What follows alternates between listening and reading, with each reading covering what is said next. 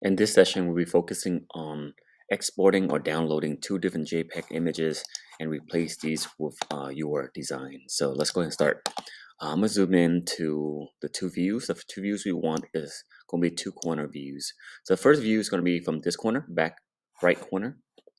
When you get there, make sure everything is captured within the screen. Go to the three little lines on the top left hand corner, click on download and PNG.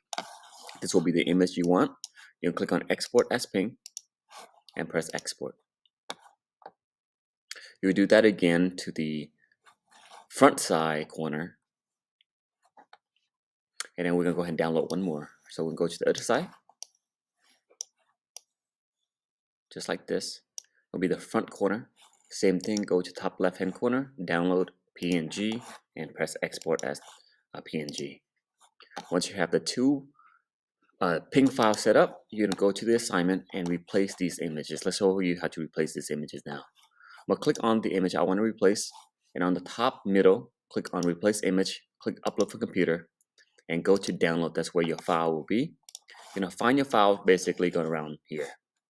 I'm gonna go ahead and drag the one I want to show you what that looks like and press upload, and it will replace the image that was existing with your image. Once you have that completed, press turn in.